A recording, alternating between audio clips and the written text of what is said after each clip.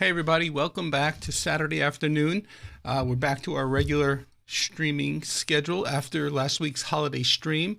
So if you guys were here to support us all last week, thank you very much. Appreciate that. It was a good stream. We had a good turnout. And I thought we had a good eclectic group of items to share with everybody. So in any event, here we are. It's the holiday season. Tried to revamp the studio just slightly to reflect the holidays. Got some red going on behind me, which is typically the blue highlight light. Also got the strip lights along the bottom there, the LED lights, green, so red and green instead of also being blue. We got some poinsettias up there, and we got like a lantern. Now the lantern has a battery operated candle in there, but the flicker was kind of really weird for the camera, so it was more annoying than I thought it would be. So it's there, but it's not on. And then let's see. Yep, this side.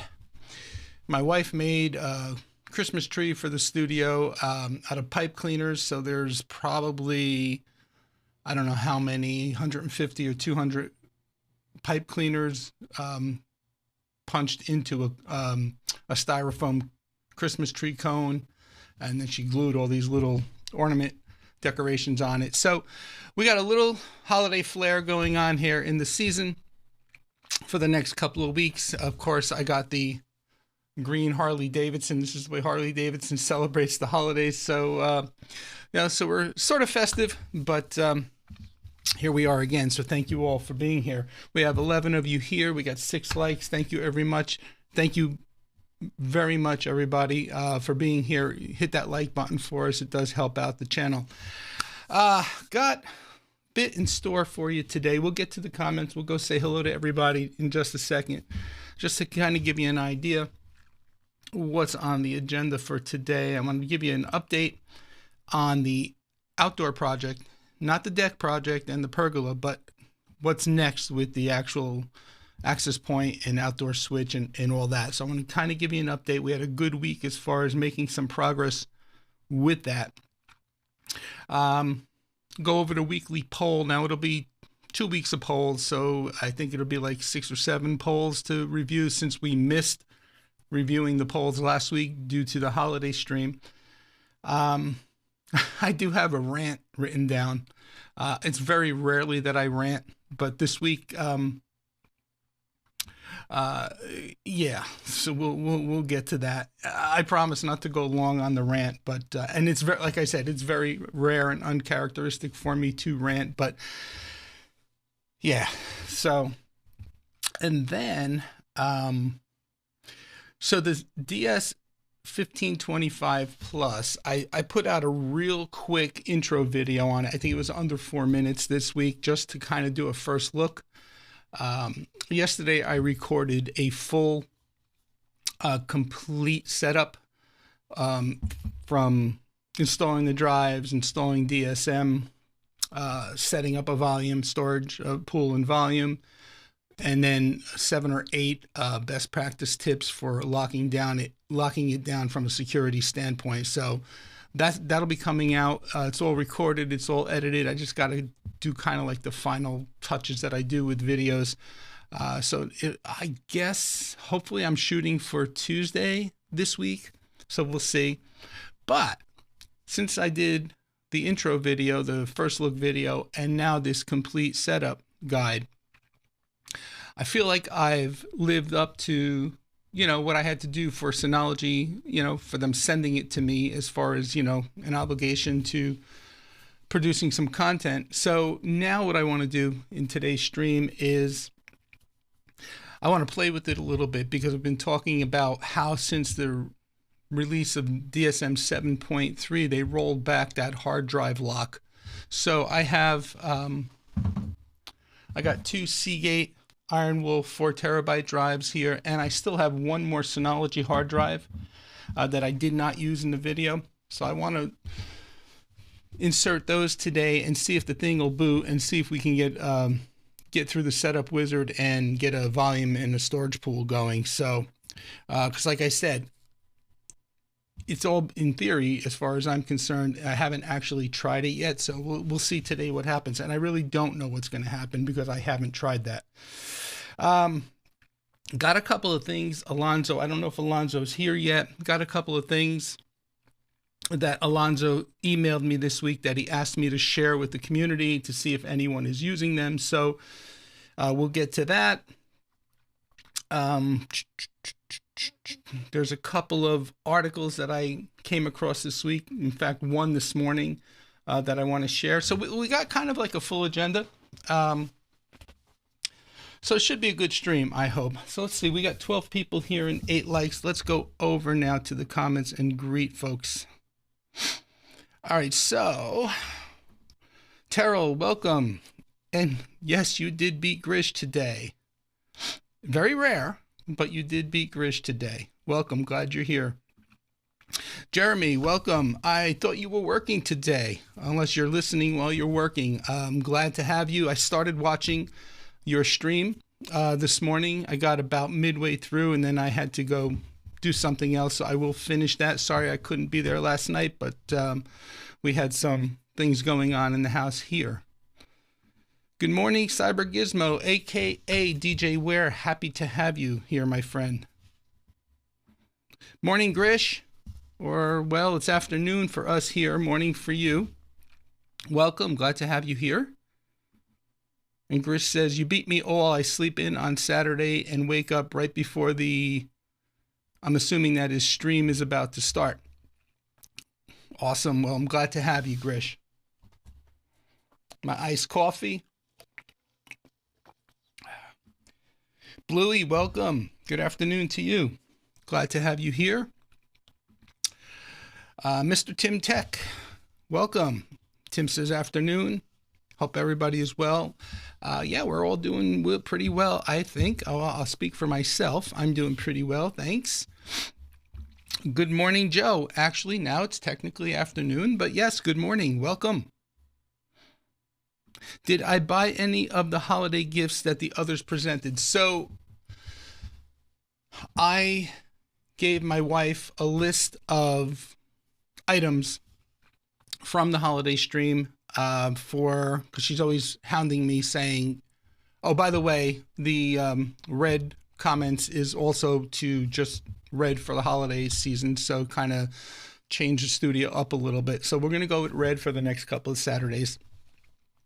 Back to the question. So I gave her I forwarded her a couple of the links. One of them did come in this week. That was that 10-pack of short 1-foot extension cords that I think Jeremy brought that up in the stream last week, talking about how the wall warts take up space in the surge protectors and things like that. So yes, that was one of the things I sent her. It happened to come in. I happened to get it because it was shipped. It wasn't even in a package. Just they slapped the shipping label right on the actual plastic that the plugs were shrink wrapped in. So, and the mailman put it in the mailbox. So I happened to check the mail and, well, I saw it. So that wasn't a surprise as far as whether did she get that or not. I used them. I think I used 4 or 5, and I have to tell you, I gained, they are worth their weight in gold. I gained probably 4 to 5 outlets because obviously the wall warts are no longer in the way. So that was one thing. I think I gave her the link to the screwdrivers that Willie had presented, and I think there was the 3rd and 4th, and I honestly can't remember, but she's always hounding me as to, what can I get you for your birthday? What can I get you for Christmas? What can I, so it's like, she's like, you always buy what you want. You have everything. When it comes to tech, she says, I don't know even where to begin. So to answer your question, I forwarded her some of the stuff, and we'll see. So, but I did open up and use those extension cords, which are working great.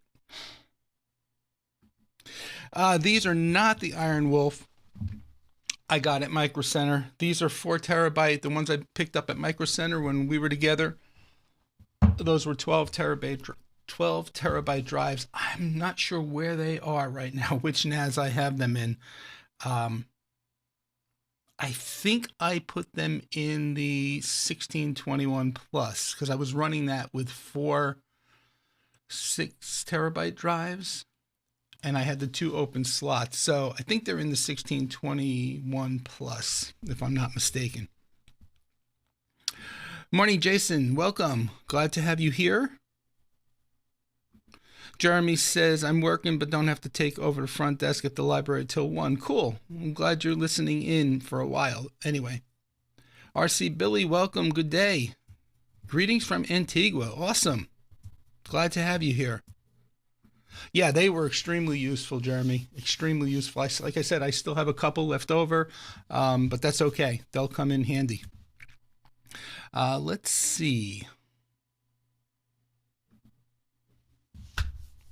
13 people here and 10 likes. Loving it, loving it. All right, so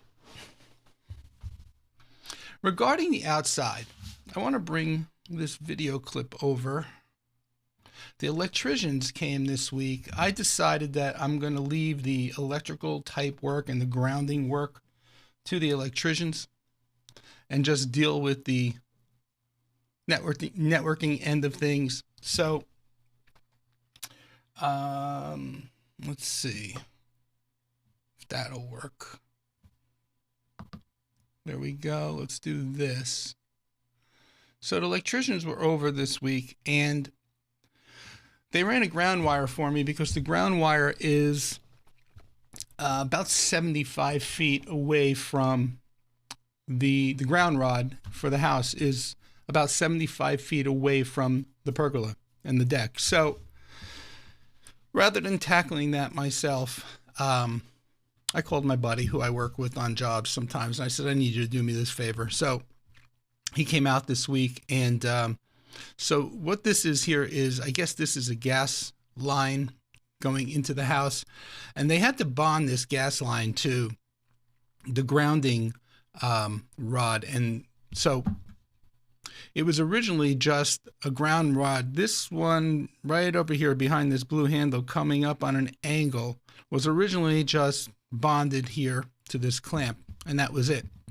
So what they did was they took what was bonded there at that clamp and they joined it and passed it through the clamp and then ran it all down. Let me just play this for you.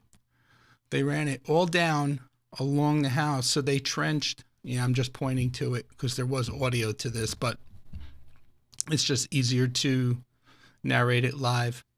So they joined it here and then they trenched down all along the side of the house and buried it. It's a number 6 bare copper ground wire. And I'm just making my way down to get into the yard. And I'll show you where they came up with it. After seeing them do it, I probably could have done it myself, but I didn't want to. They went behind my gutters. It's buried, trenched here, and then they came up right there, and they put a ground bar there, and then he ran about 7 or 8 feet up. So that little ground bar down at the bottom will give me the ability to ground. The switch will be mounted somewhere on the brick here, the outdoor switch and the surge protector. And then, so that's two devices I have to ground, plus the access point, plus the surge protector for the access point. So that's 4 devices I have to be able to ground. So having that little ground bar there right next to the pergola and the deck is coming in really, really handy. Some other progress we made with that too was I finally conquered the search for the wire. I got this from Siston. I forget, I guess it's sistoncables.com. Oddly enough, it's sold in, they sell certain not brands, but they sell certain variables of cables right in Home Depot. This one wasn't in Home Depot on the shelf, but when I called the company and spoke to the representative and told him what I've been looking for, he said, oh, just order it through Home Depot.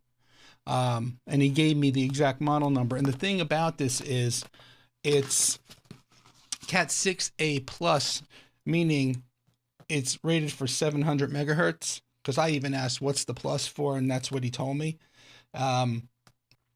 It is indoor-outdoor use, which is so hard to come across because it's Cat 6A plus riser, indoor-outdoor use, and UV resistant, which is exactly what I needed. Now, it's not shielded, but there's not going to be a lot exposed outside.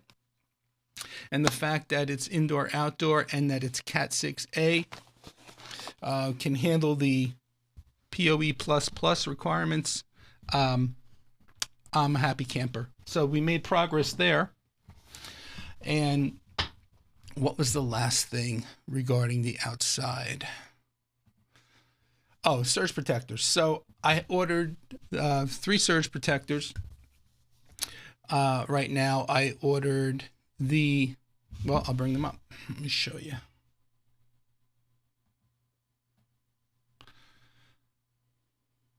Just give me a second and I'll get it up on the screen.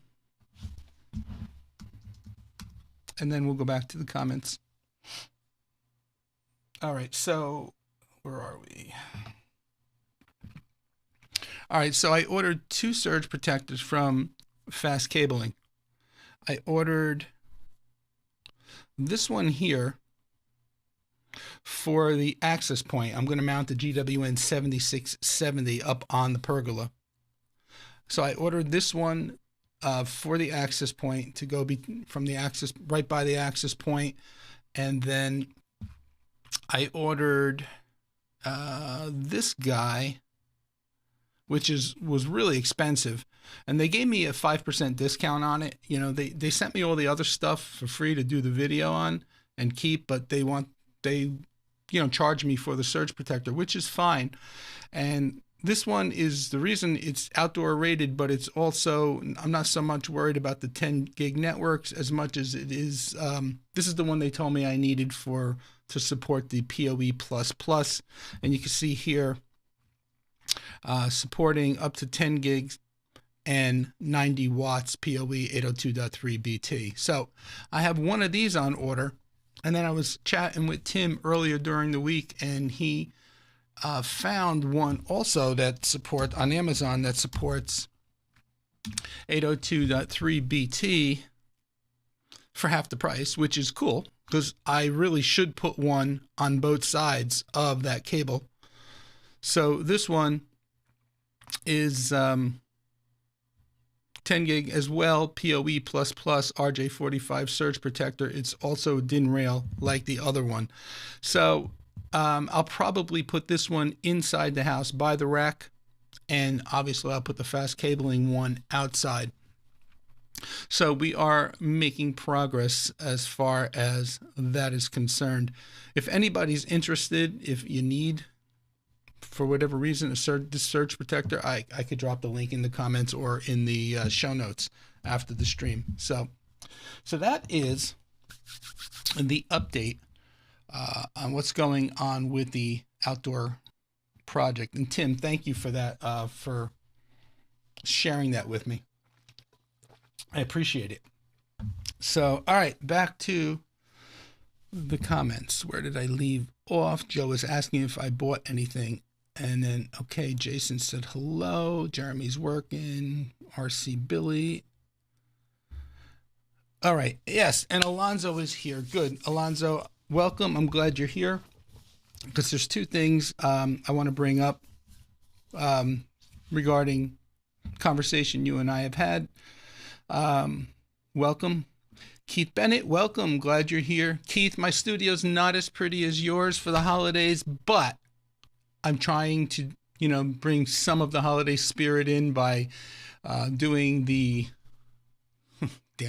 doing the comments in red for today. The Christmas tree, I was telling everybody, my wife made that. That's a Christmas tree styrofoam cone filled with about 200 green pipe cleaners. I wish the lighting was a little bit better so that you guys could see it, but I've got some poinsettias down there and some poinsettias up on the shelf. So lighting in the back is red and green, but the purple from the, where is it?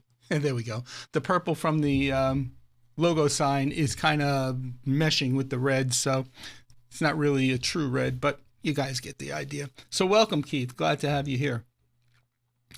Let's see. Question, is it not as good to put a new grounding rod rather than running to the existing? Now, it's interesting because that was my thought. I was just going to sink a ground rod right where they came up out of the ground with that little ground bar. And I looked up the North Carolina code. It said that wasn't really technically so there's something to do with footage as far as 6 feet, yada yada. I don't know. That's why I decided to ask my buddy to do it, because I said let me leave all that stuff to the electrician, to the expert. But looking up the North Carolina code, I found that they said it's actually if you run an individual ground rod into the ground. Now you would think as long as you're sending that charge down to earth, you're okay. But if it's not bonded to the house's primary grounding rod or something like that, and again, this is where the electrical is above my head, they don't recommend you do it, and they say in some situations it could be dangerous. So I just reached out to Petros and said, hey, I need you to, this is what I'm doing, this is what I need you to do for me, do whatever it takes to get it done, and that's what he did. So but that was a great question. RC Billy, what was the price of the Syston cable? So that's a 250 foot roll, and that was $75. So it's really not horrible, but and it's going to solve it beat being 500. It beat buying a 500 or 1,000 foot roll, which was all I was like finding from other companies, and it wasn't what I wanted either. This is exactly going to meet my needs. So I think it's systoncable.com. Let me just double check. Like I said, you can find their brand at Home Depot, but not they have a ton of cable. Yeah, this is them right here. Let me just bring it up and show you.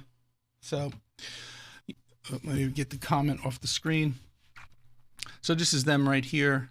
And I just called the 800 number, or I don't even know if it was an 800 number, but I just called and spoke to the representative because they just have category and category of different types of cable for all different kinds of uses. So I'll put the link in the comments.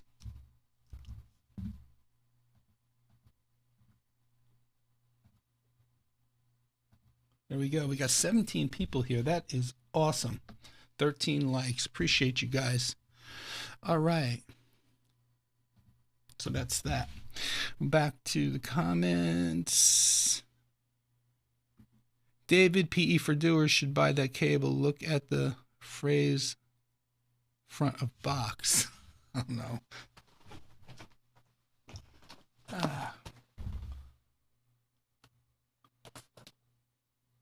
Oh yeah, check it out.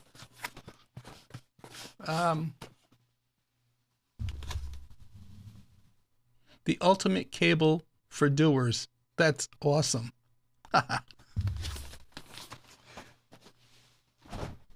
Joe, you pick up on everything. You don't miss a trick, my friend. I didn't even see that, and I've had the box here for over a week. Tim says, great job they have done. Oh, and belated birthday. Oh, thank you, Tim. Appreciate it. No, honestly, no need to apologize. I appreciate it. And I hope all went well. No worries, my friend. No worries whatsoever. TVJ, welcome. Alonzo says, I purchased the endoscope from Amazon. Have you used it yet? What do you think? Keith says, plus means plus spending. Yes, don't forget the tree.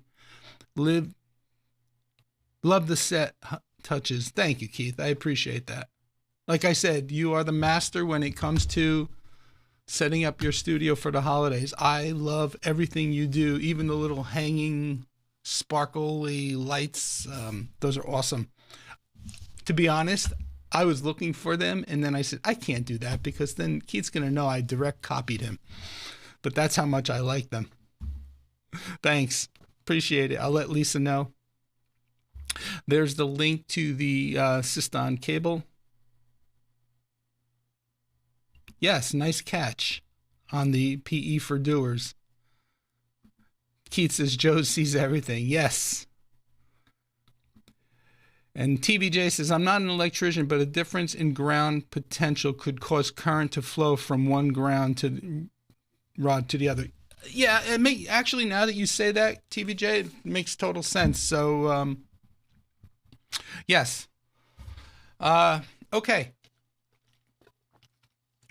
I'm going to skip around a little bit. Well, actually, the next thing in my agenda was Alonzo had emailed me weeks ago making the suggestion, and I think I mentioned it 2 streams ago. Well, my last stream, not including the holiday stream, about we should all show off our home network setup or our home lab setup or our racks. And so I made a pitch for it, and I says, I'll definitely do that. I like that idea. So a couple of people have sent in and submitted. Please, I don't have enough submissions to, well, I could still show them, but I would love to dedicate like a portion of the stream to showing like 5 or 6, 7, 8, 9, 10, even if possible. So my email address is Tony@QuickTechSolutions. I'll put that again in the chat. Feel free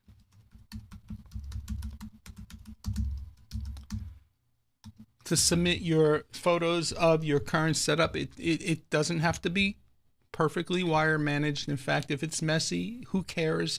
Kind of just want to see what everybody is up to these days and what they're doing and where they're at and where they're going, kind of thing. Like I mentioned originally, if you decide to submit, just give me a blurb of what it is I'm looking at so I don't have to decipher it myself. Alonzo, you did a fantastic job. Tim, you did a fantastic job highlighting exactly what everything was and its purpose. So thank you guys for those submissions, and hopefully we'll get more so that we can have fun in the stream. I plan to do mine too. So, right now we have 3. Need just a couple more. So. And I don't want to beg because that's part of my rant. So you'll understand when I get to it. Keith is saying, yes, do it. Oh, you mean the lights? Yeah, I was looking for them. I haven't found them. Keith, if you have a heads up as to where I can purchase them, if they're online at Amazon or if you bought them at a big box store, feel free to send me a text. Appreciate it. I don't know if I'll do it this year, but maybe something to shoot for next year. Alonzo says, no, I need to buy plywood to place over the rafters. Do not want to fall through the ceiling. Yeah, I know at my age, and I just turned 64 yesterday, I am still treading carefully, feeling for the rafters through, the insulation. Obviously, you can't see the rafters with the blown-in insulation. So maybe a piece of plywood is in my future too. Probably a smart thing. I've only fallen through once in my lifetime, and that was not at a client's house. It was at my own house about 10 years ago. I slipped, I misstepped, and it was about 3 weeks before Christmas, and damn, there was a hole in my dining room ceiling, and I have to say Lisa I didn't get hurt, fortunately, but Lisa wasn't too thrilled. But she was still working for the builder at that time, so she had connections to sheetrock repair guys and spackle guys, so they came out. She pleaded with them, saying that the holidays were coming, and they came out the very next day and patched it up and spackled it up. And then we had some paint, so we painted it, and you would never know it happened. But that was a learning experience for me. So now when I'm in attics, especially in other people's homes, I am extremely cautious. So anyway, yes, my leg, I'm waiting, Joe. My leg was hanging through down into the first floor. Go ahead. So anyway. All right, we're caught up on the comments for now.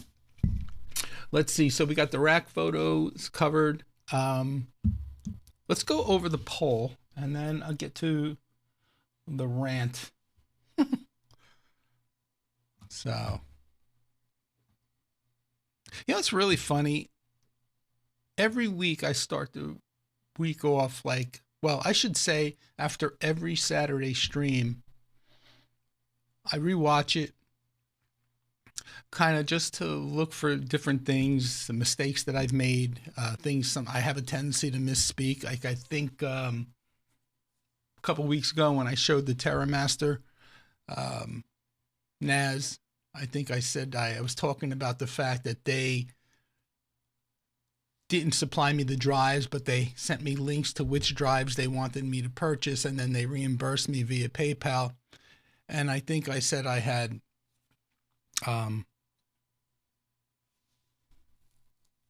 megabyte drives instead of, gigabyte drives. So it was just like I say stupid things like that. And then after I watch the stream back, I go, oh, these people must think I'm a total moron. But anyway, after each stream, and then I start thinking and I go, what am I going to do for next week? But then as the days pass and, you're doodling, you're dabbling, you're trying this, trying that. And all of a sudden, I jot things down as I think, oh, that would be good for the stream. Oh, that would be, and I jot them down into Notesnook. By the way, Jeremy, Notesnook is great. That's another great find, courtesy of Practical IT Channel. So yeah, and by the time the weekend rolls around, I have an agenda. So it's been working out great. All right, so we are going to go back to, I think it's the TP-Link one. Where is it? Yeah, it was before the holiday stream. I think it's the TP-Link. Yeah. All right.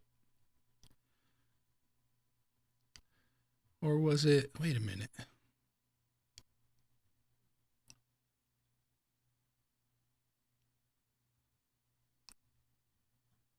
Yeah, no, we covered those too. I think it starts with the TP-Link one. So let's look at that.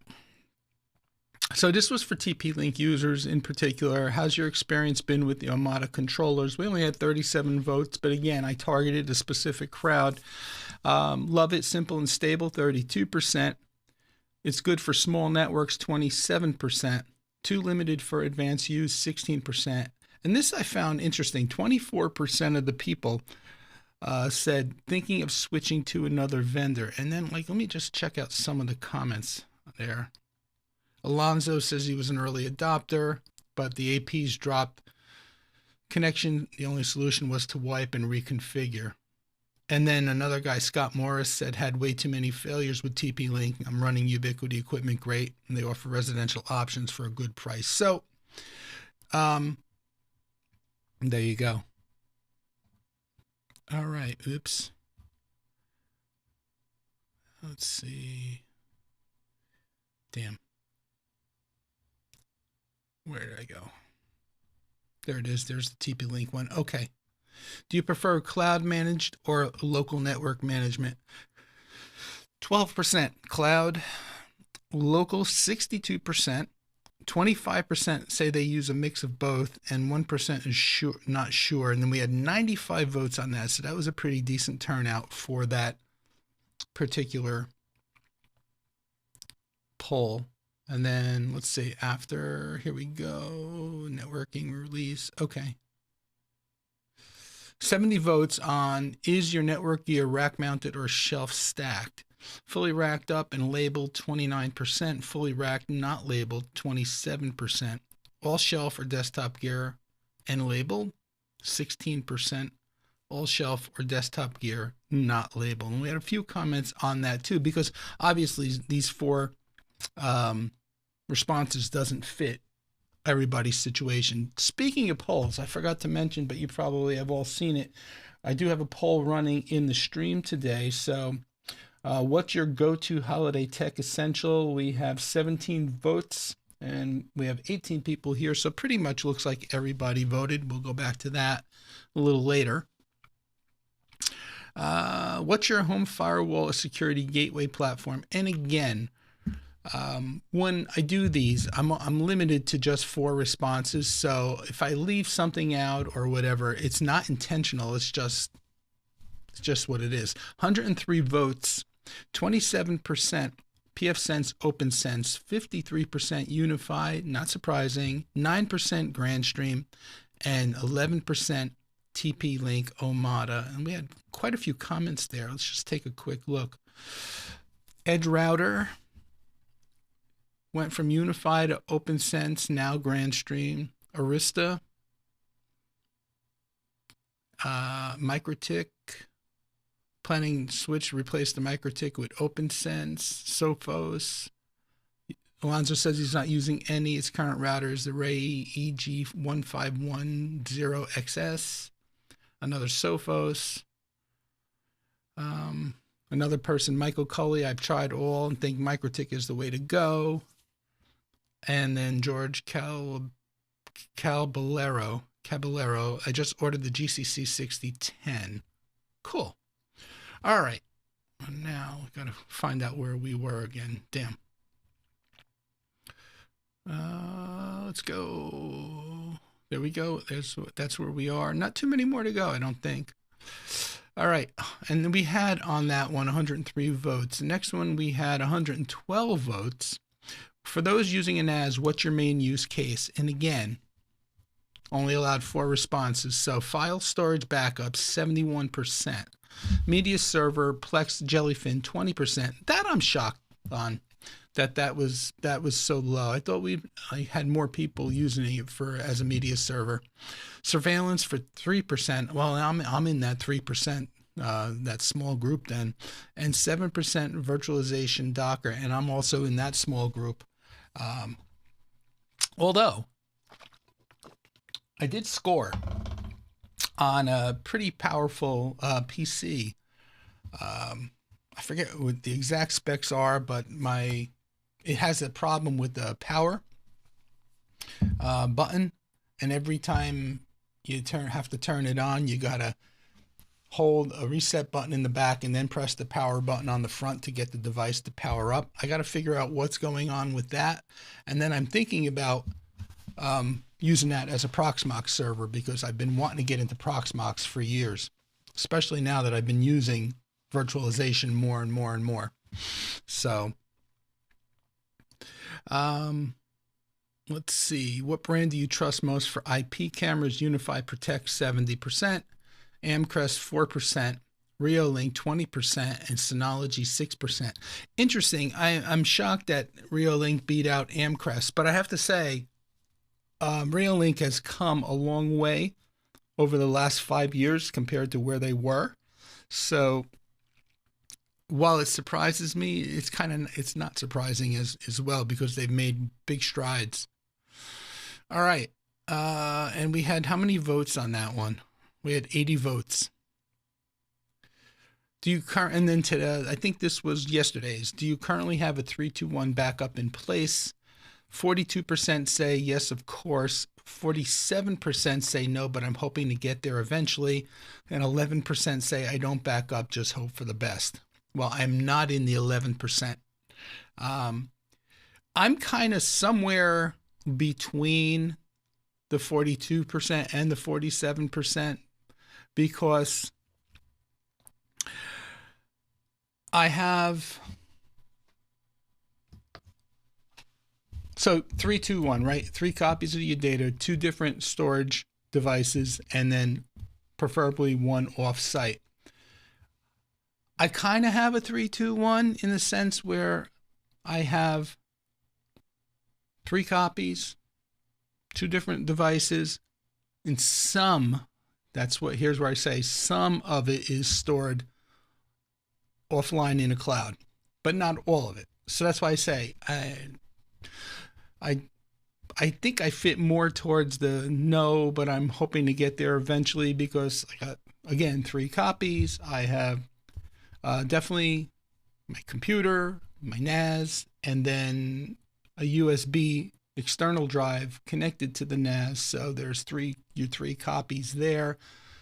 Theoretically, I guess take that drive and put it somewhere else. But so like I'm kind of in a hybrid state. That would have been a good poll. Well, it is a poll. Duh. See what I mean about saying stupid things? So I'm kind of in between somewhere. I have so many freaking NAS boxes now at my disposal. I think I'm going to take the DS216 plus 2. I know I've been talking about this for a couple of streams now and put it over by my sister's house to have a true 3-2-1. So, but in any event, we're all caught up with the polls. Let's go back to the comments. We had a couple come in, not a lot. Alonzo says, same with the insulation. I cannot see the rafters, just turned 62. Yeah, it's a very gentle touch feel. And then, okay, there's the rafter. Yep.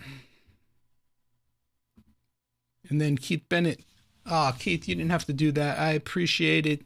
Thank you for the super chat. Much appreciated. Bluey says, never fallen through a ceiling in my line of work, but have drilled through a couple of electric cables. Oh, wow. I think I'd rather fall through the ceiling. I hope you didn't get hurt or zapped. Grish says, just switch from Amcrest to Unify Protect for my cameras. Protect is so good. It has come a long way. Yes, that's what I hear. But right now, I'm running surveillance station, Synology surveillance station on this DS1621 Plus. I have 2 Synology cameras. One is wireless and one is obviously a turret camera outdoor on the front porch. And then I have 2 Amcrest cameras in the backyard.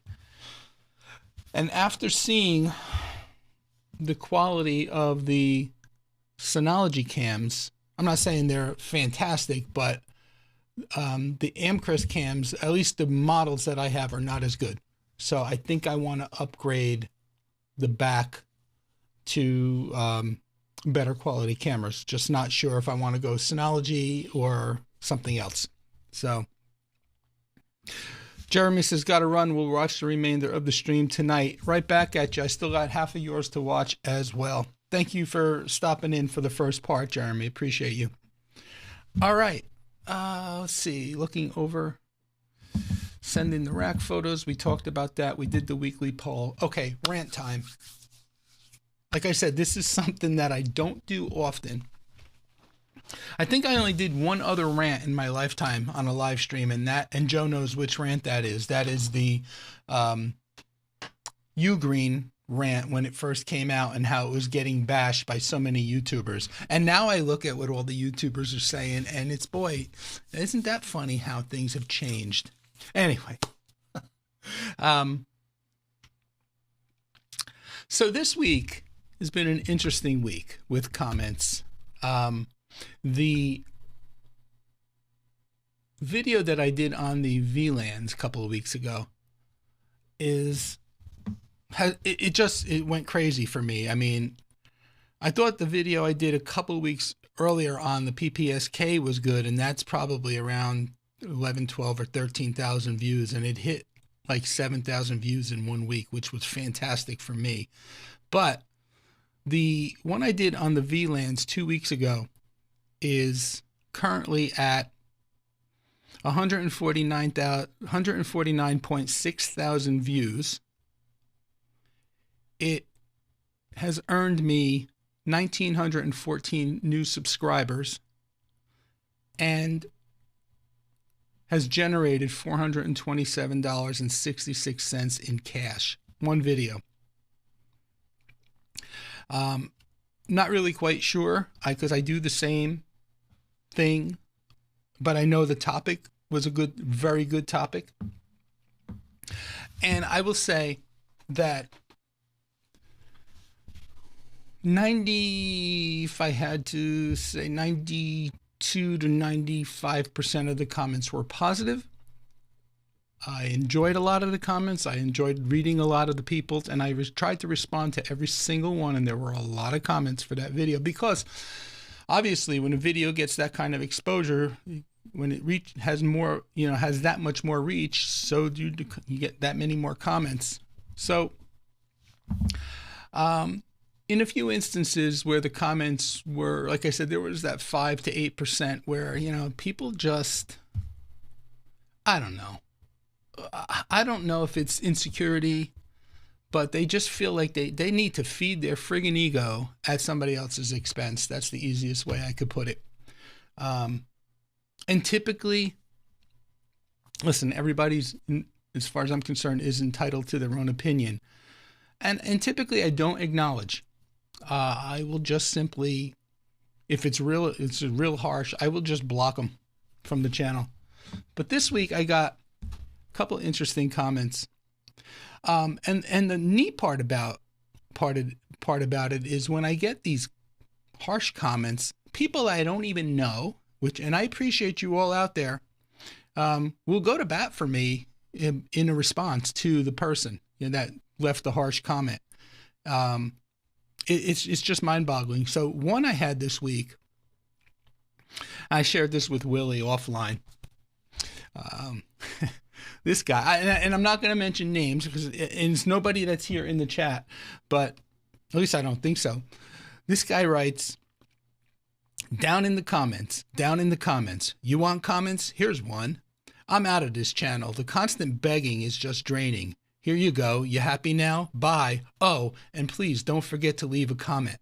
Now that one made me chuckle. I mean, I read it. I said to my wife, I said, hey, look at this, and I showed it to her. And she's like, why are you laughing? I said, because I asked for audience engagement in my videos. And I'll say, hey, let me know down in the comments. It pissed him off so much to the point where he had to leave a comment like that.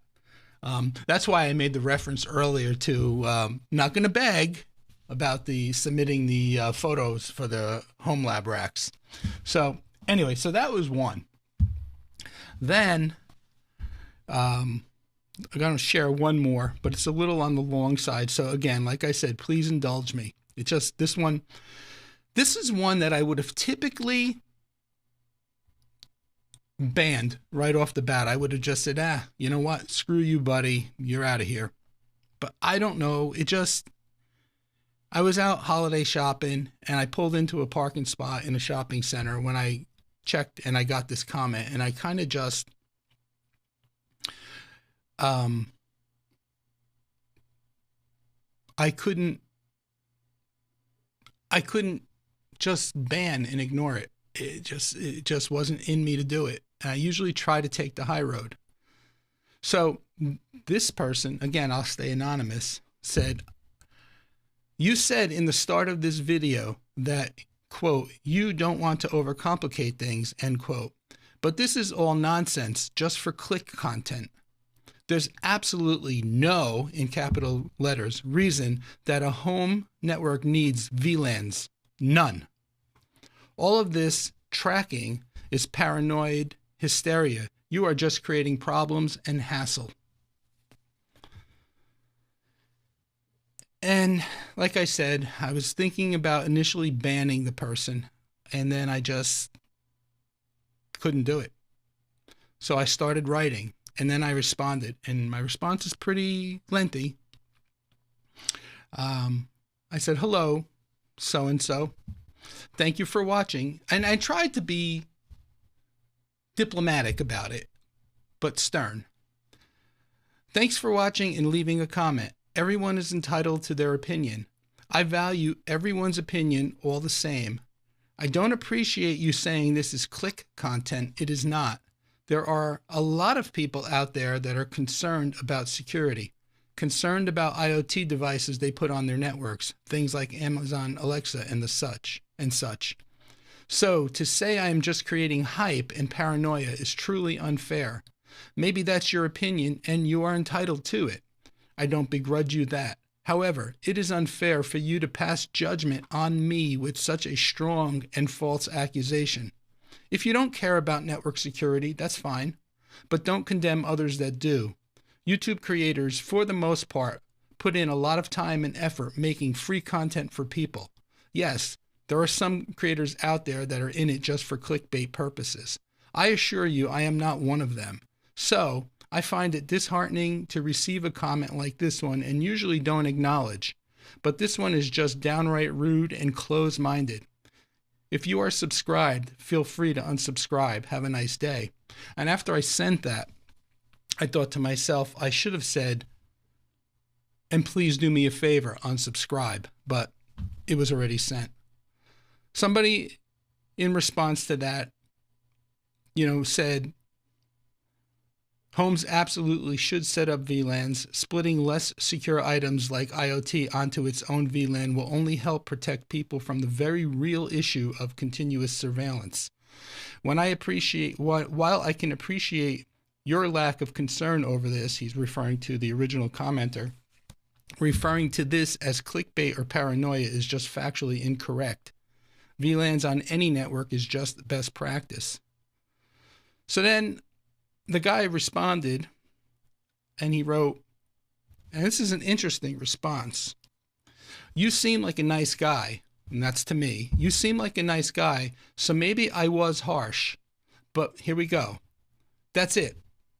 That's as humble as he got. There was no apology, nothing. But VLANs are unneeded complexity, are an unneeded complexity for the home. I have a background in corporate IT since the 90s. Well, who gives a shit, right? I mean, I've been in IT since the 90s too. And what I learned in the 90s and the early 2000s means absolutely dick squat in today's technology world. In fact, I'm out of my career now 10 years. And what I learned even towards the very end of my career in 2012 to 2016, that's antiquated by now. So big friggin' shit that you're in corporate IT for 30 years. Who gives a damn? It's irrelevant. It makes sense to have, he writes, it makes sense to have an untrusted guest network, but the rest is superfluous. IoT stuff isn't spying on you. That's all tinfoil hat territory. So anyway, again, I apologize for the rant.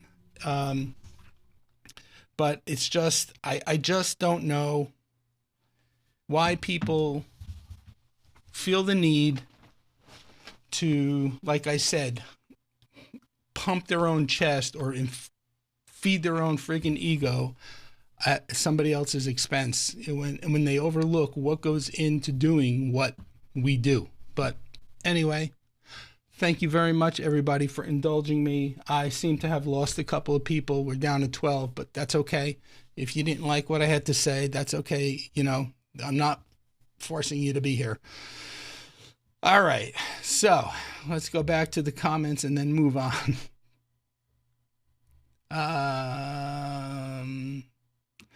Grish is saying back to the Unify Protect cameras. For me, it's the software. Keith says, I'm not on the falling list any longer. I had my fall. Yeah, no ceilings in my future or roofs. I am still learning to walk normally again. Yes. Yeah, you had a big mishap this year, for sure.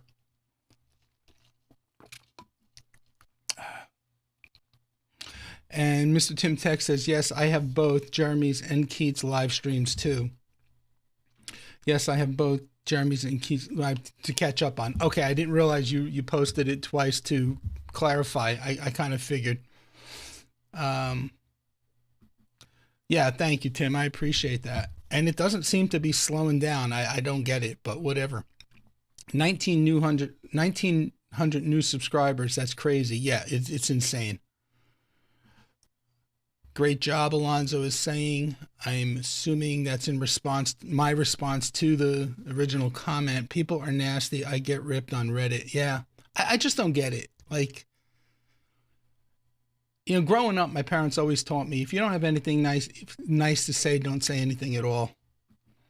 Those awkward keyboard warriors that type before thinking what they are writing and how offensive it might be. Yeah, yeah. It's disheartening because a lot of work goes into what we do. TBJ is saying, "I'm glad our newscast doesn't have a comment section." Can you imagine?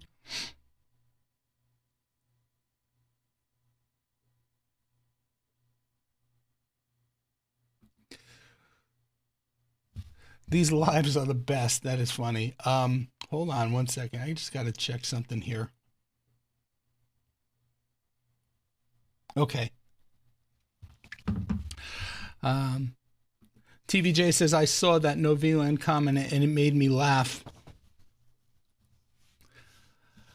And the funny thing is, he's proud of the fact that he was in corporate IT for 30 years. You'd think you would know better than to write something publicly like that. Oh well. I shared my network rack and Wi-Fi 7 APs. A person said my gear was junk and I did not need Wi-Fi 7. I thanked the person. Yeah. Oh my gosh. Well, the GWN 7670 is Wi-Fi 7. So that's going to be the push that I need. I'm still running Wi-Fi 5 in the house. I do have indoor Wi-Fi 7 access points. So when I get around to actually doing that outdoor work, that's when I'm probably going to roll from Wi-Fi 5 to Wi-Fi 7. But yeah, do I need Wi-Fi 7? Probably not. I don't have a device yet. I still am running the iPhone 15. But at least I'm staying with the curve, I don't want to say ahead of the curve, but at least I'm staying with the curve. TVJ says, I didn't see your response. Yo, it's there. Tim says, great reply, and you stayed respectful as you could in those circumstances. Yeah, now I feel like blocking him, now that I said what I had to say. And then he responded, and he, really acknowledged being harsh, but, could have said, I apologize, Alonzo, you were too kind in your response. Yeah, I try to live my life and by the mantra, treat people the way you want to be treated. So I find it difficult to be not a nice person, but obviously don't mistake that for weakness or anything like that, because if you push me too far, you're not going to want to know me. All right. Back. Got to get off the rant. Grish says, hell yeah, tell him. Tech for fun. LOL. Am I watching a Jeremy stream? This is great. Like I said, I don't rant often, but that just, I don't know. I'm proud of my response. I question, should I have just blocked them and not responded at all? Because, you're playing right into their game then, but I just couldn't let that one go. Oh, don't feel for me, Keith. I appreciate the empathy, but you know what? If we decide to be on YouTube and put ourselves out there live, it is part of being on YouTube. I don't recommend anybody do YouTube if you don't got the backbone to support it, but it's aggravating, and it takes a lot to get me aggravated. And like I said, that freaking video, which is crazy how it's performing. I'll tell you, let's see if it shows me actually how many comments.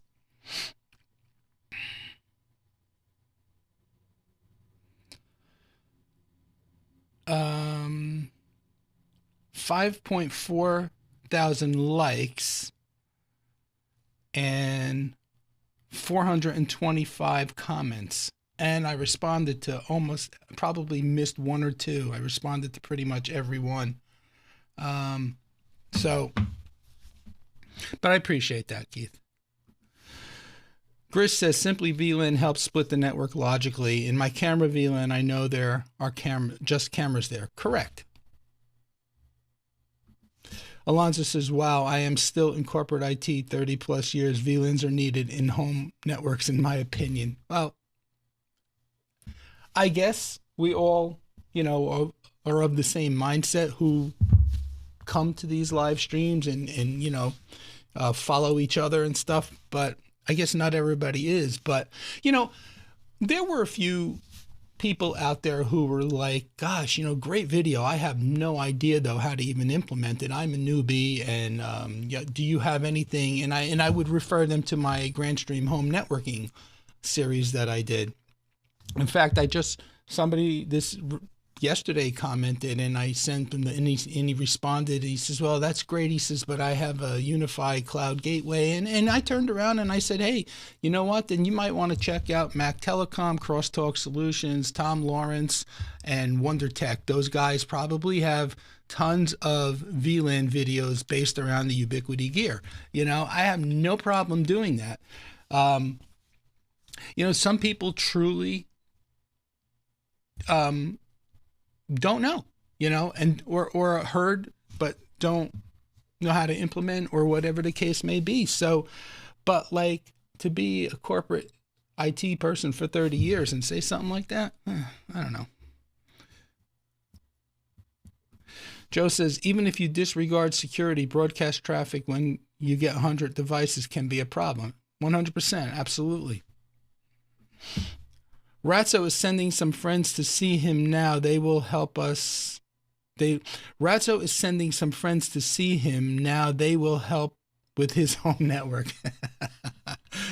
How about bringing Ratso onto one of the Tuesday night streams before the Christmas holiday, Keith? But can you do it in the second hour? Because if you do it in the first hour, I'll miss it. Keith's saying hi to Joe. Joe's saying hi back to Keith. Michael Goldberg says, hi, Tony. I just joined at the beginning of the rant. Your response was more than fair. Now just block them. Yeah, that's what I was thinking, Michael, as well. So that is great. All right. Guys, thank you for that. Thank you for letting me get it off my chest. All right, so I'm going to move the comment computer out of the way for a second. I'm going to pull this out here. All right, so I have the DS 1525 Plus. And like I said, I did a full, complete setup, including tips for best security practices to lock the device down. I used all Synology drives because that's what they sent for that video. But now that video is done, I want to test and really find out if DSM 7.3 really did reverse the hard drive lock. I mean, I've read about it, I've heard about it, I've even preached it, but I've never tested it, right? So I got the two 4 terabyte Seagate Iron Wolf drives here, and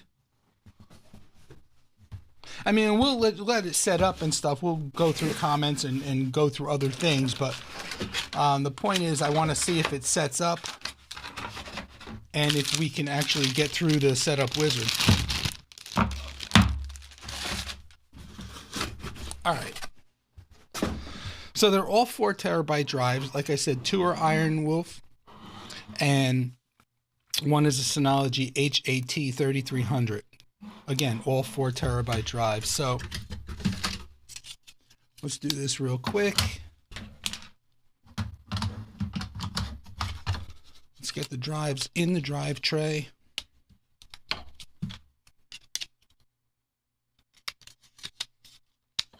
All right, we'll put the Synology drive in first. What did I do here? Oh, there we go.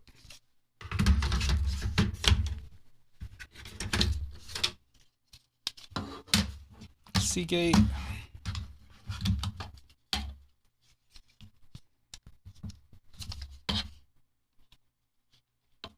Why are you not sitting in there? Let's go. There we go.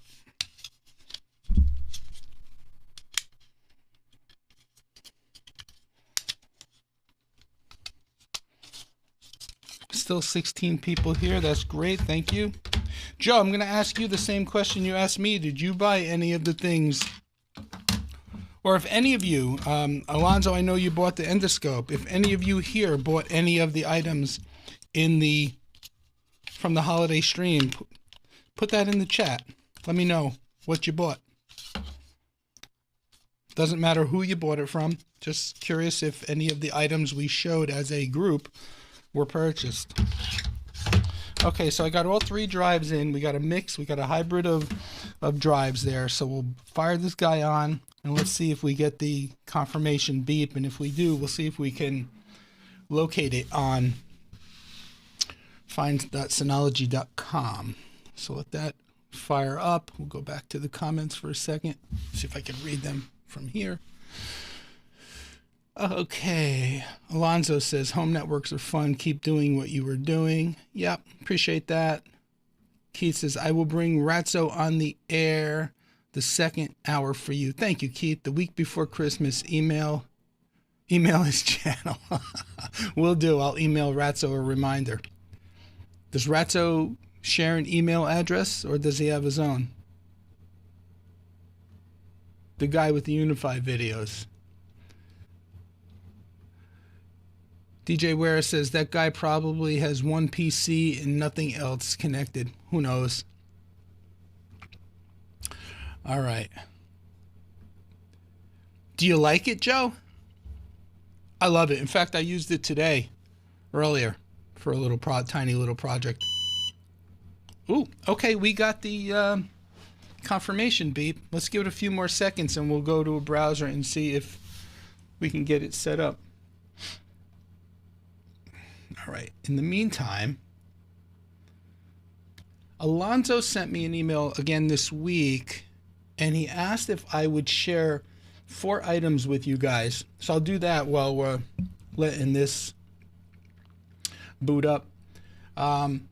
First one was, he wants to know if any of you are using any of these 4 items. So this one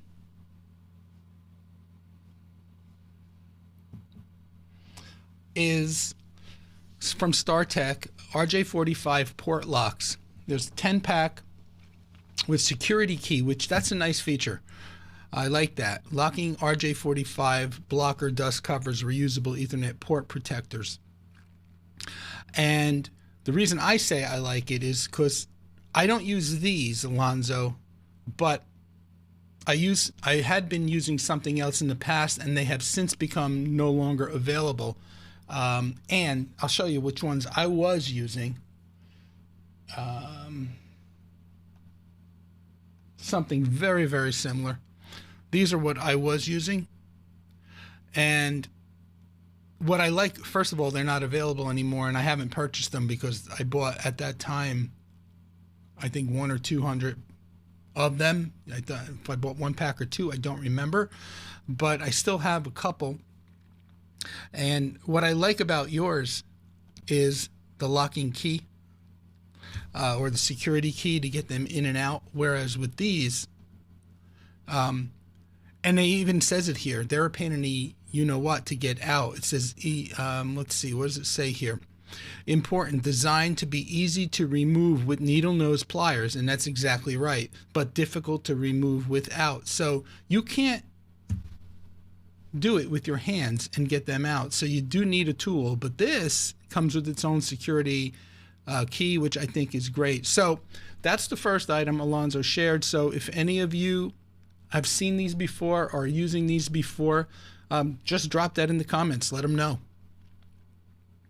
All right, while we're here, let me go back to here. Let's see if this guy came up. So find.synology.com.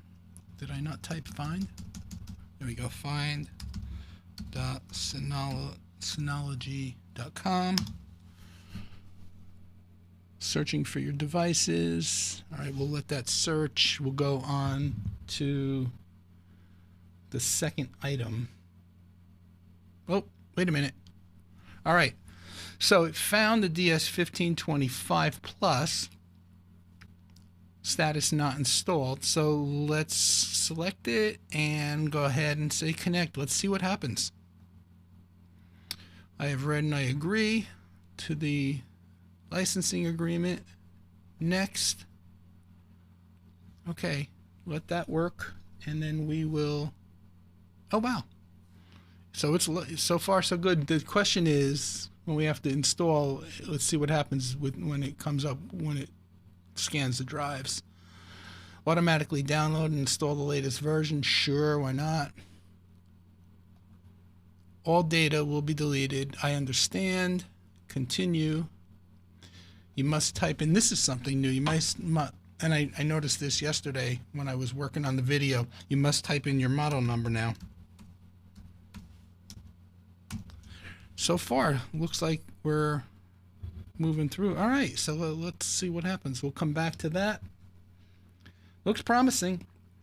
All right, the next item Alonzo sent and wants some input on, if any of you are using, are these Intellinet Cat 6 punch down keystone jacks with LED transparent, a 25 pack for $45.99. And let's go through the pictures. Again, if anybody has any experience with these,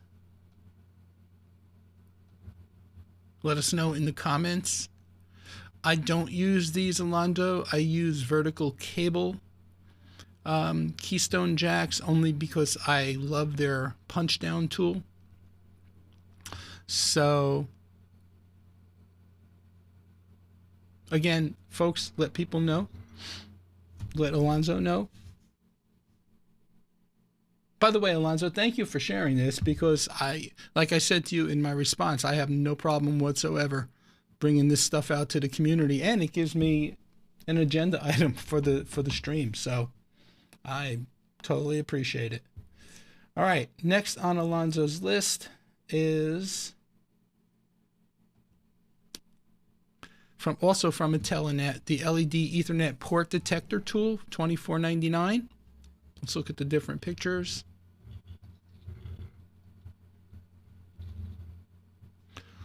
And it says here, use this tool to effortlessly analyze RJ45 point connections in real time.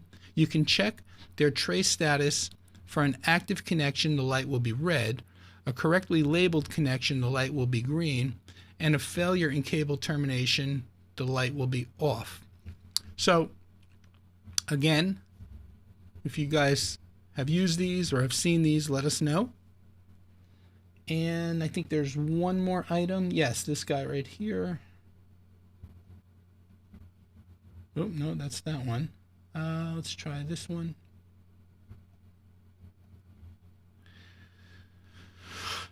And the magnetic wire puller for electrical wiring. Drop a magnet behind a wall and use a puller to attach to the magnet and fish the wire down. I have not seen or used this one. I've heard of the Magna Pull, but that's, well, at least that was $150, $160. I don't know if it's, let me see if the Magna Pull, what it is still now.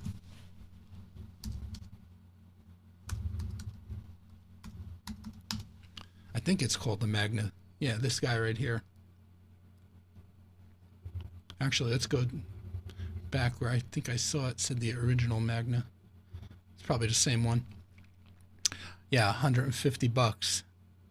And I think when I was looking at this, it was over $200 or $199. So, but this is the one Alonzo is asking for any input on. And I bought a real cheap version of the Magna Pull, but it seems to work for me, what I need to do. This is what I use. It comes with different magnets and so anyway, let's go back to there. Okay, so it looks like it's restarting, installing, launching built-in packages. This looks good. This looks good. And question next, let's see if we can just get through the get the storage pool and volume built. This looks good. Okay. All right. So the original, and that's the one Alonzo's looking at, or I don't know, maybe Alonzo has it. He didn't say. I don't know if he's looking for input because he's contemplating these items or what, but in any event, let me go back here. Let me just close some of these windows. All right, so I should go back. So we are at the Welcome to DSM 7.3 screen. Let's start. We don't have a backup. All right, device name, DS1525. Administrator account, we'll just say demo for this, and demo. Oh, it doesn't like the. Let's do this. YouTube demo, password.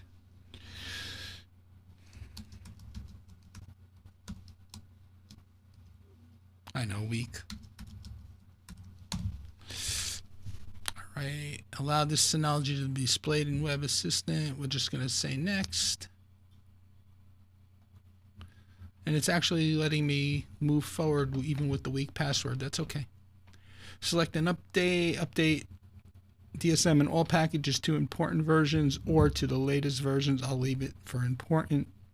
They took away, I noticed that yesterday when I set it up with the Synology drives, they took away the option to not let it do any auto updating and giving you the manual option. They took that away. Create this as the Synology account. We'll skip this for now. I'm not going to send analytics. Submit.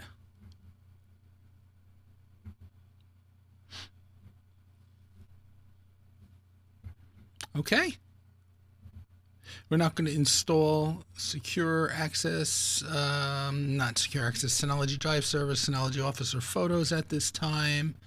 We're not going to do the extended warranty. I'm not going to do two-factor for now because this is just to see if we can get the volume.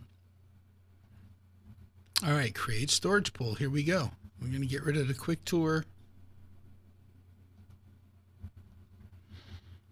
Start. We'll go with SHR. All three drives. I guess it's going to do it. All maximize the volume capacity. BTRFS. Perfect. We're not going to encrypt the volume. Confirm the settings, and all data on the newly added drives will be erased. Okay. So now I could say, when I say it, now at least I could know confidently that, it is true. All right, let that. It also took a while on this screen yesterday, so I'm not worried about that. Let that run. Let's go back over to here. When I said it took a while on that screen yesterday, when I set it up even with the Synology drives for the video. All right, so that's the wire puller, rant. We got all that stuff done. How are we doing on time? Oh, wow, it's 1:21 already. All right, while that's working, you guys are probably aware of this. I know it was being passed around in the Signal chat. I'll go full screen.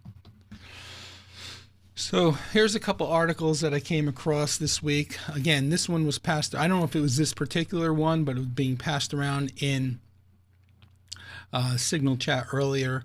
Micron is ceasing production of RAM to the residential market. And it's not only that, it's also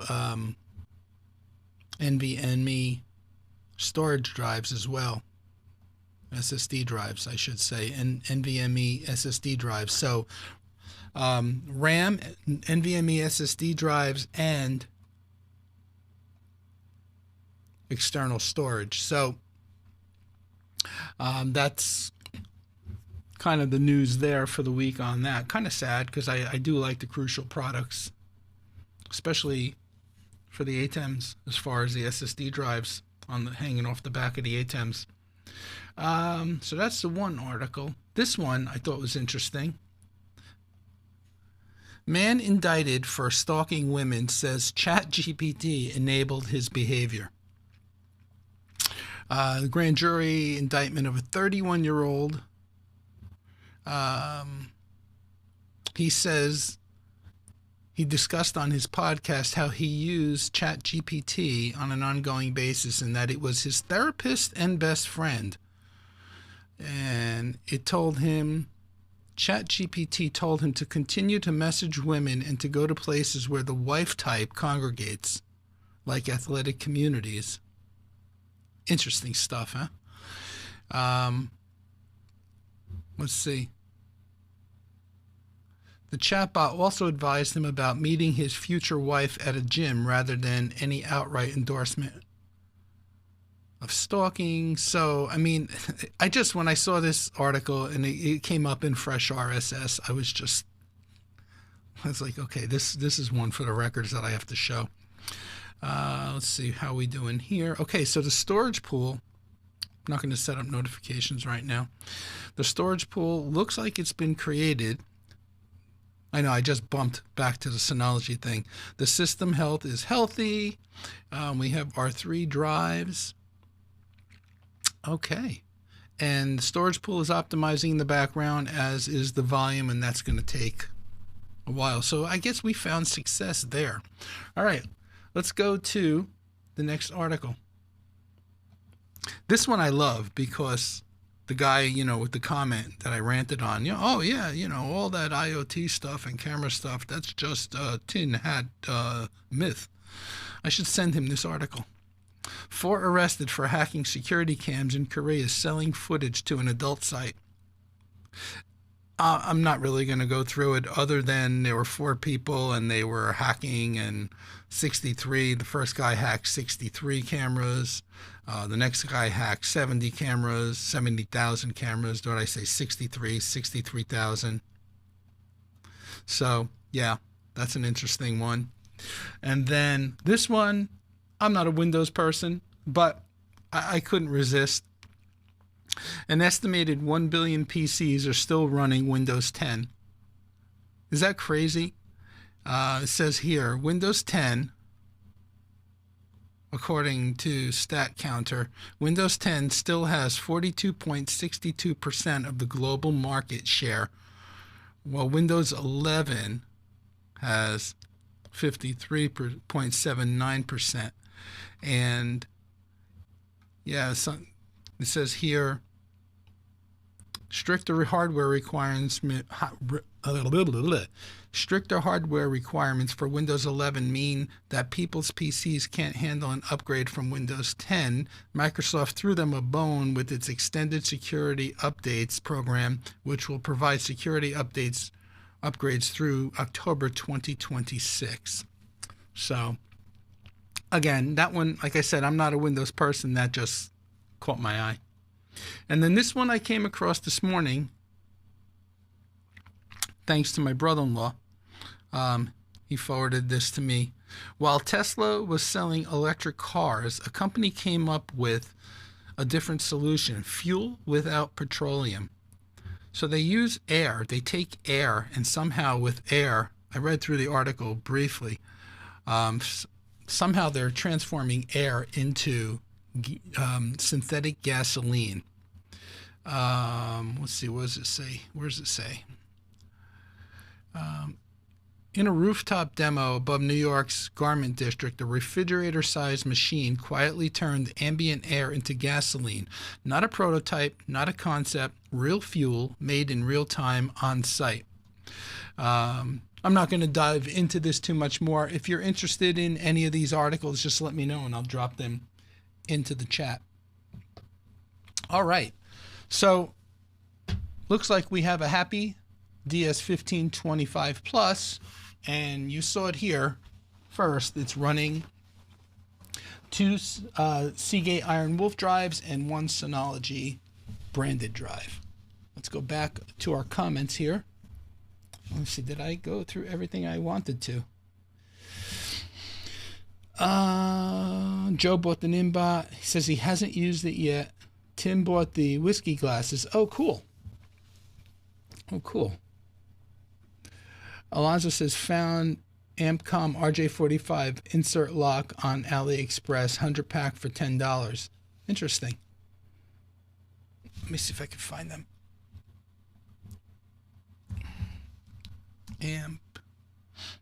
What are they? Ampcom RJ45 insert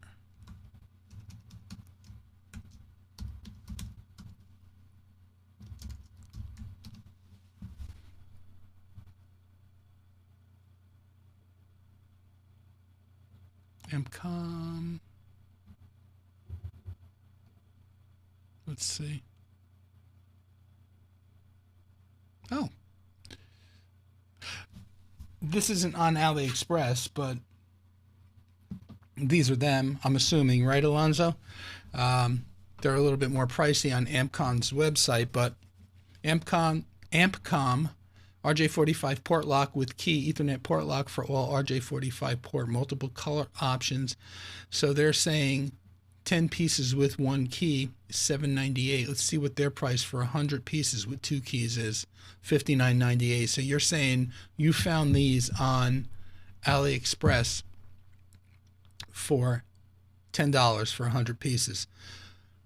If you would, email me the link to the AliExpress, and I will, if you send it to me before I go offline, I'll share it with the folks in the chat.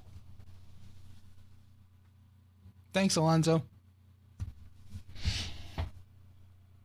Nice, those Keystone jacks. Not used, but we'll consider. Yep.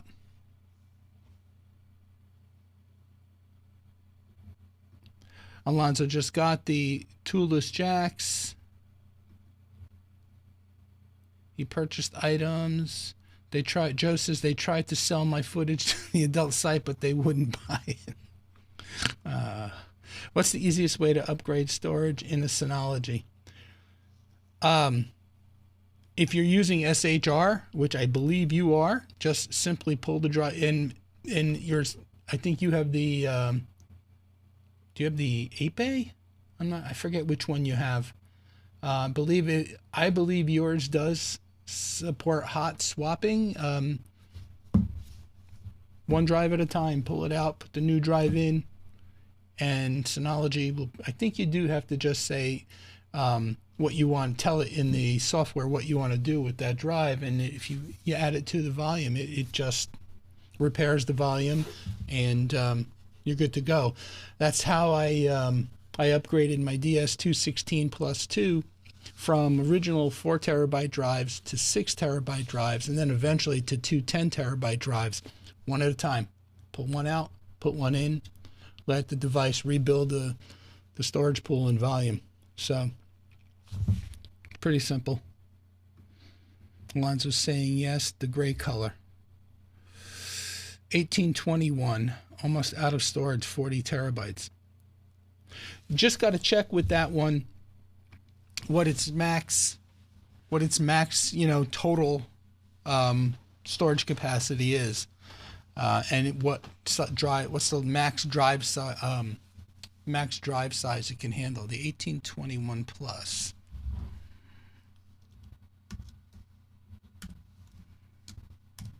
Let's see.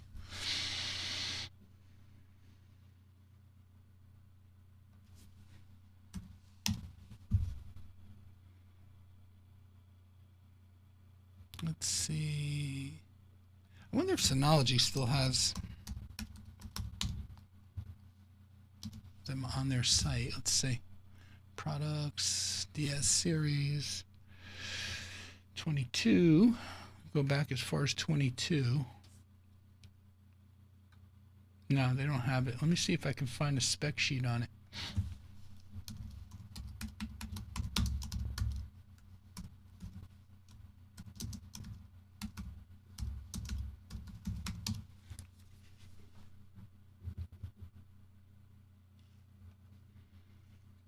Let's see.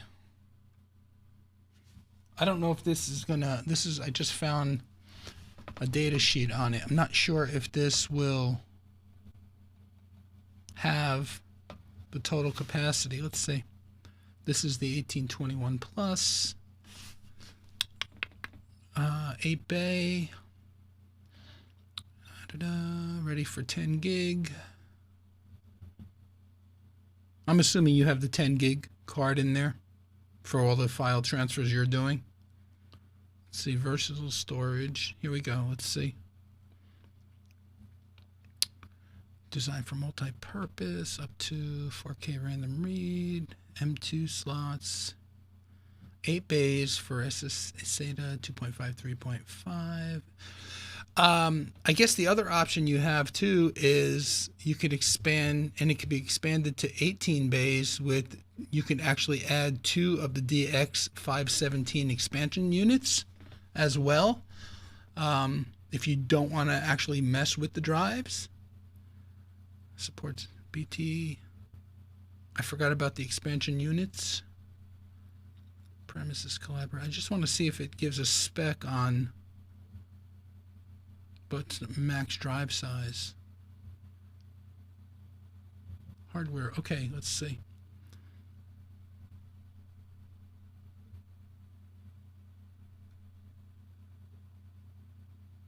Storage management. Okay, here we go. Maximum single volume size 108 terabyte for a single volume. You could have up to 64 volumes on. That's wild.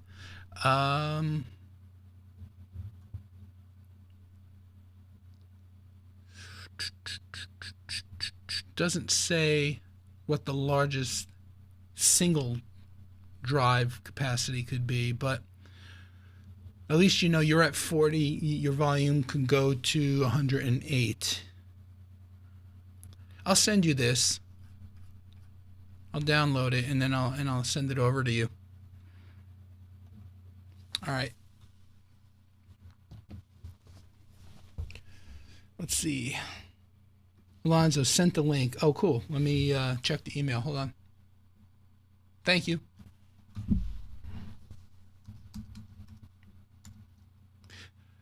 Did you send it? I'm assuming you sent it to Tony at QuickTech. Hold on. Let me go to that one. Speaking of Tony at quiktechsolutions.com, folks, if you're here and you didn't hear me beg earlier, if you want to share your home lab setup, please send it to Tony at quiktechsolutions.com. I'll dedicate a portion of a stream to just sharing each other's setups.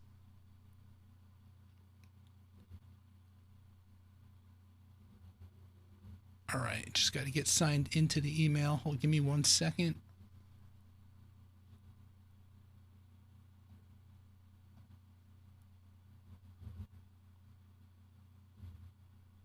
Okay, there it is.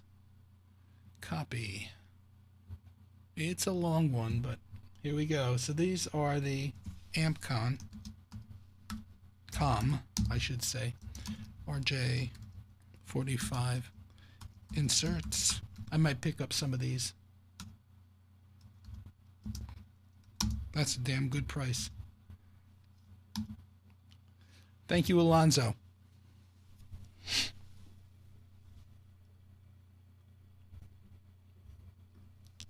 You are welcome. Keith, my lights are in a 2-pack from Target. Oh wow, and each have a battery pack. I like the kit I just sent you. It has 3 lights in the pack and available on Amazon. Oh, very cool. Check your text. What do I do with my phone? Uh,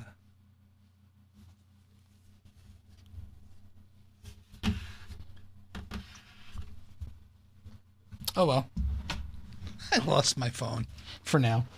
All right, thank you, Keith. All right, so there's the link. Seriously, what did I do with it? It was just here. Ah, I put it on top of the Synology box. And they come in gold and silver. Thank you, Keith. I may have to buy them. Let's see. Amazon link.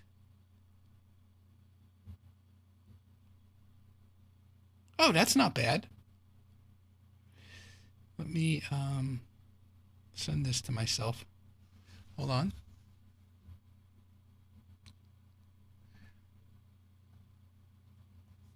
All right.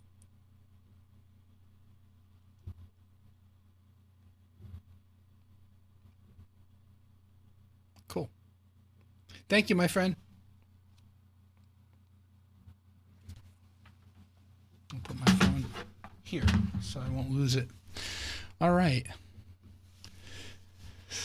I also just got a 16 terabyte external drive to offload some of the older projects. Just a Western Digital cheap drive. I wonder what the DX. Let me see what those DX 517 cost.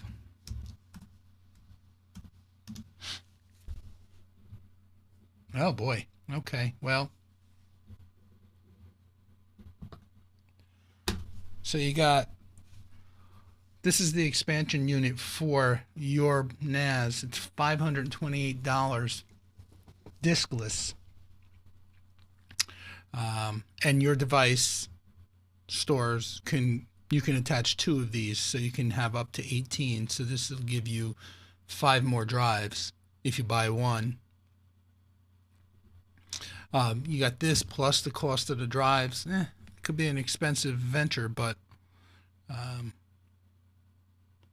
and I think these are still eSATA. The new expansion units, like the ones for the DS 1525 Plus, it's the DX 525. I think those are now USB. So USB-C. I think, yeah, these are still eSATA. It says it right there. So, all right. Phone loss, yeah. Let's see. Wow, still got 16 people here. I'm going to put this NAS back underneath the desk where Ratzo usually lives. It's on top of its box. It's not on the floor. So what else did I do this week? Oh, I installed, let me see if I can bring it up. Just close some of these tabs. Bear with me. Thank you all for still being here. Okay.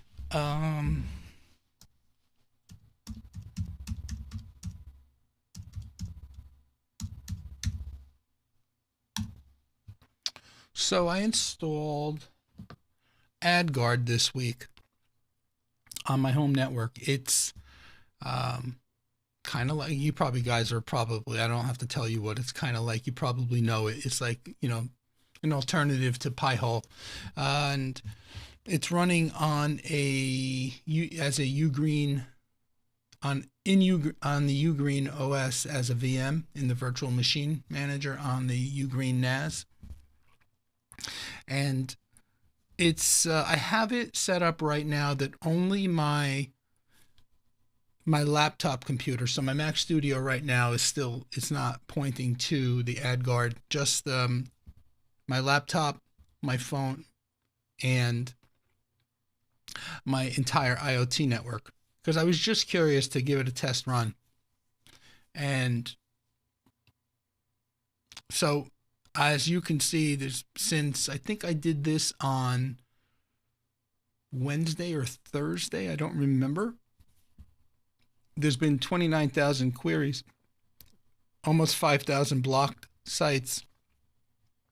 And you can see the list of devices here. Now, interestingly enough, I know that 60.38 is the TV that Lisa and I watch most of the time in the back room in the lanai. And you could see the block like Netflix.com, customer events at Netflix.com, all Netflix stuff that's being blocked. Now, it is processing a lot as well. It's, in other words, passing a lot, but there's particular Netflix domains that it's blocking. So that's one. And then I know that 60.21, I saw it in here earlier, right here. That's also, that's the TV, that's the Roku device in our master bed, attached to the master bedroom TV. And you can see how much of the Roku traffic it's blocking. Now, oddly enough, it's not impacting what we're watching, so that's a good thing. But yeah, you can see, remember that article we talked about a couple of weeks ago with the auto content recognition that the TVs process in the background and are sending out. So here's proof of the pudding right here. So, but it's been running pretty flawlessly. And I think I'm going to stick with it. I kind of like it better than Pi-hole. I mean, you can go, I'm just scratching the surface with it, but like if we go in here, you can select your block lists. You have your DNS allow lists, block services. Like you can actually go in here and do DNS blocking. Now, a lot of this stuff I haven't touched in AdGuard because I'm doing a lot of this on the GCC 6020. And I don't know at this point if I want to, because GCC 6020 is doing a fine job. I don't know if I'm going to switch. And then you got your custom filtering rules as well. So yeah, so that's a new thing. That's one of the new things that I've been playing with this week. So easy enough to set up. Oh, by the way, let's go back and look real quick. We got 17 people here, 20 likes. We're going to bring us to a close soon. Let's go back and look at the poll real quick. So what's your go-to holiday essential? So the choices were, do you go to your smartphone for photos, planning, and shopping? 29%. Smart home, lights and automation, 43%. That makes sense around the holidays. I mean, I know my whole house is... as far as the outside it's being run and the inside, well, my holiday decorations are being run on a smart home automation, which is the other thing I played with this week. We'll talk about that in a few, and then I guess we'll wrap it up. Streaming, Apple TV Fire Stick, 24%, and then people turn to their coffee makers or air fryers. All right, so cool. That was a fun poll. Thank you guys for participating in it. We had 21 votes, so I'll bring that to a close now. Go quickly back to the comments. Alonzo says, I use Pi-hole on IoT and guest VLAN using on my main VLAN. Netflix, Pluto, Tubi, and are blocked. Okay. I could understand Pluto, Tubi, but how do you get away? How does blocking Netflix pass the WIFO or the spousal approval factor? Alonzo says, I also tried to block Nielsen ratings. It affects streaming services. Okay, interesting. I will try AdGuard. Yeah, I mean, AdGuard could be run in a Docker container too. I just opted to go on to the VM because, like I said, more and more over the years, the last 5 years, I've been getting more into virtualization. So, and Bluey says, I've been using AdGuard for a few years now. Great ad blocker with regular updates using on a Raspberry Pi 4. Okay, cool. Good to know. All right. Guys, thank you for all the input. Alonzo, I'm going to venture to say that not too many people are using those items because I don't see too many comment replies regarding them, but I promised you, like I said, I would put it out there. So there you go. All right. The other thing that I played with this week, And I have to give a shout out to Mr. Tim Tech,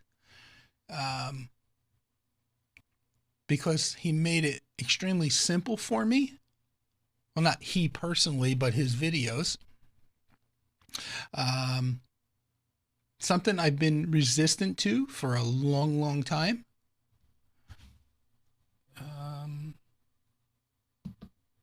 Home Assistant. I don't have a lot going on in Home Assistant, right? I'm just scratching the surface with this too. And the reason why I never really bothered to get into it was because I'm very happy. I'm in the Apple ecosystem, and I'm very happy with Apple HomeKit. I have quite a few IoT HomeKit devices, smart plugs, Lutron Cassetta smart switches. So my whole smart home setup right now is primarily built upon Apple HomeKit, around the Apple ecosystem. So, but, so for me, I had no interest in Home Assistant whatsoever. But I hear a lot of people talking about it. And of course, I like to learn new things all the time. Being a teacher, I always feel that learning is a lifelong thing. And the day I stop learning, you might as well put me in the ground, right? That's how I feel. I like to absorb like a sponge. Don't always master everything, but I like to learn. So I like to see what it's all about, because I follow a lot of channels, and they talk about Home Assistant constantly, and Z-Wave and Zigbee and Matter and all that stuff. And like, a lot of that stuff is Greek to me. And in fact, even Willie, like on the stream last week, was saying himself how that's one aspect of things that he's not up to speed on. And so it got me to thinking, like, I really should, even if I don't use it, learn what it's all about, so that when I hear people talking about it, at least I can understand it and not just sit there in a conversation being like, duh. So I decided to install it, and I think I have it also running on, do I have this running in Docker, or do I have it running on a VM? Either or. I think I have it set up in Docker, but the only thing on it is the Elgato light strip down here, the green light strip across the bottom, and I only have that one device in it. But what I installed was, because I don't want to give up HomeKit. I have way too many devices that I purchased that were HomeKit compatible. But what I thought about was, if there's a way that I can integrate the two and run them in parallel, so that I don't always have to just focus on future smart home devices that I buy to look for that HomeKit compatible label on the box. If this opens up a whole new world of possibilities for me, if I can run them in parallel, that's the route I want to go. But I still want to be able to control through HomeKit and voice control. So that's where I'm at with it. And the only thing I've really done at this point was I installed the HomeKit bridge. So what that allows, what I read about it after I got Home Assistant installed, was by installing the HomeKit bridge, it will take devices that I have set up in Home Assistant and allow me to control them in HomeKit, right? So it's bridging the gap between the two, which is perfect. So I thought, let me try it with the Elgato light strip, because that was one device that I could not control with HomeKit, and I would have to run a separate app. I'd have to run the Elgato app to turn it on and off when I come up to the studio. So now I have it in Apple Home, but there's a caveat. But for example, you could see it behind me. I could use Siri now to voice control and turn that on and off, which I could not do before. I would have to go into, like I said, the separate app. So now I could say, hey, Siri. Of course, she's being a bitch and not listening to me. Hey, Siri, turn off Elgato light strip. And bingo, she did it. And that's only thank you. And that's only because of the integration of the HomeKit bridge through Home Assistant. So that's really, really cool, because now I can I can get myself involved with non-HomeKit supported devices, bring them into Home Assistant, and through the bridge have control through Apple HomeKit. The only caveat is that I found, I really can't show it to you, but so I have in HomeKit my home set up where all my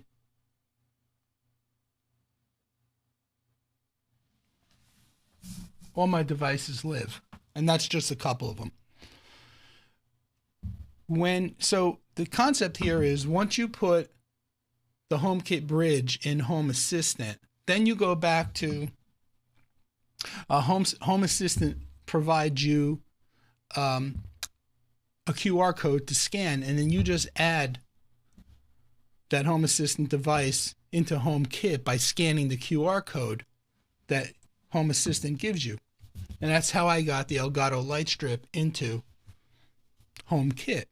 However, if I brought it into my existing home, it wasn't recognized. HomeKit wouldn't see it. So I had to create a new home in Apple HomeKit. So I have two homes now in here, one called My Home and one called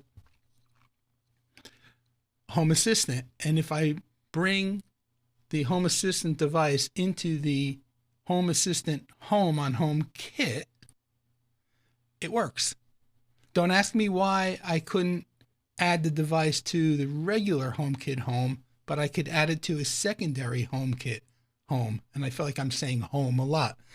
And Siri will differentiate, because if I said to her to turn off Studio, I have the Elgato strip light in a room in the Home Assistant home called Studio, and I have a room called Studio in my regular HomeKit home. Oh boy. If I say to her, turn on or off Studio, she'll ask me which home, Home Assistant or My Home. So it's pretty cool. So now when I leave the stream here today, I just say, turn off Studio, My Home, and she will do it. And then I'll just give her the command to turn off the light strip. I tried the, hey Siri, turn off. Oh, no, wait. She heard me that time. Stop. I tried giving her the turn off Studio in both homes, but that doesn't work. So for any event, I'm exploring new waters, and it's kind of fun. And I ordered again, thanks, shout out to Mr. Tim Tech. I ordered a Zigbee controller, a PoE Zigbee controller. The one I ordered is the SLZB-06 Zigbee controller. So that's from AliExpress, actually. That's coming on December 18th. So I'm excited about that, to get more integrations going from Home Assistant into HomeKit. Boy, did I say home a lot of times. All right, so let's let me go back to the comments. Joe says, do you just change your DNS on the router to point to AdGuard? You could, if you want everything, or you could just take, like for each VLAN, you can point the VLAN to AdGuard. For right now, what I'm doing while I'm testing it, I have just my IoT VLAN DNS pointing to AdGuard, as well as I just added the AdGuard DNS to my laptop and my phone manually, just again to test it from my devices that I have my hands on every day. So Important, though, to make sure that you enable a firewall rule to pass DNS on those interfaces, because without it, like I was noticing when I first did it, like my TV's on my IoT VLAN, obviously. It was taking a long time to load because I had to enable forward the DNS 53 on the interface so that it would work. And now, boom, it works properly. So, but yeah, you could do it at the router level, the network level, or the device level. All right. Let's see.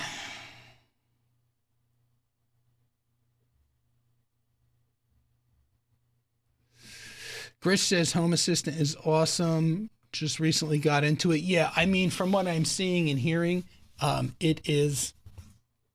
I mean, there's a ton of stuff it can do. I'll never scratch the surface of it. I'm just happy to be able to voice turn on and off my devices and create some automations. But there are things now that I can do that I wouldn't have thought of doing, like devices I can add, because now I have a whole world of devices that I can bring into Home Assistant and then through the bridge bring into HomeKit, which is kind of cool. And I say thank you to, oh, by the way, let me turn my lights back on. Hey Siri, turn on Elgato light strip. Cool. What was I going to say? Special thanks out to Mr. Tim Tech, because his videos are so clear, concise, and to the point.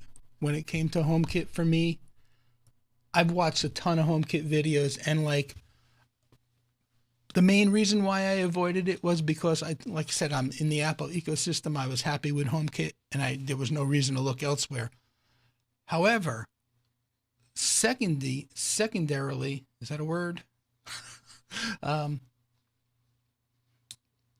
It was overwhelming to me to hear all these Home Assistant gurus and nerds out on YouTube creating videos, and it was just like, and if they didn't have the ability to teach and convey, oh my God, it was just like, no,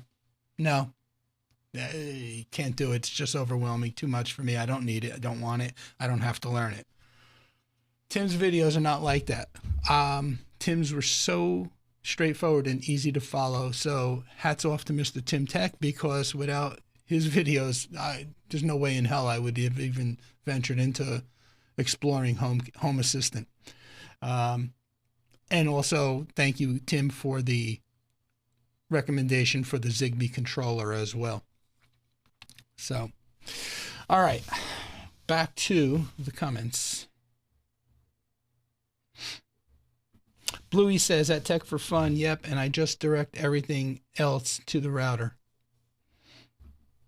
Mr. Tim Tech, Docker from memory.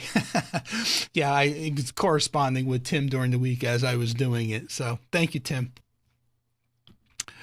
Bluey says, welcome to the Home Assistant rabbit hole. Yeah, for sure.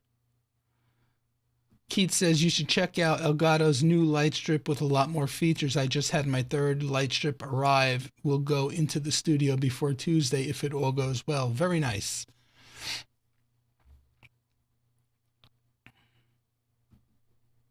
Keith Bennett, Home Bridge. Interesting. Yes. So that is considered what is it considered? An in-home assistant. HomeKit Bridge is considered what Home Assistant refers to as an integration. So, Mr. Tim Tech says, you are welcome anytime. That goes for anyone here too. Yeah, I mean, if you're new to Home Assistant or you want to get started with Home Assistant, I highly recommend watching Tim's videos and not anybody else's. If I can do it, Tim's videos are good, because I was very resistant to it. My shirt story, did I miss it? There was really no story. It's just part of the holiday theme in the studio. And it's green, and it's Harley Davidson Christmas. You see the Christmas elf here. So that's about it. I have several Harley Davidson Christmas t-shirts, and the other two, I think I have 3 total, and the other 2 are black with real Harley tough guys wearing Santa hats. But I thought this one with the elf and the green and just added to the studio.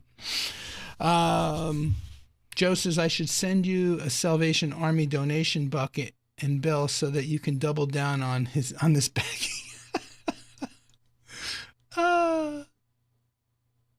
What's the V on the elf's hat?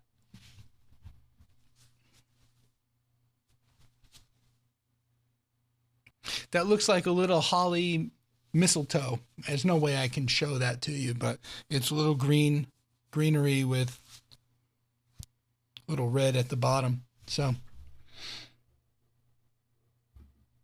she knows how to ride for sure. Ah, boy. Keith says, like Tony's fan replacement hyperdeck video is easy to follow, and I did the same replacement because I got you. Oh, so yes. Thank you, Keith. So appreciate that. It's right over there. You guys can't see it, but that hyperdeck is like the Energizer bunny. It just keeps going and going. So that is everything. Yeah. So we have been live, let's see, for 2 hours and 3 minutes. That's a good amount of time. And we still got 13 people here, 20 likes. Keith, again, thank you for the birthday super chat. I appreciate you.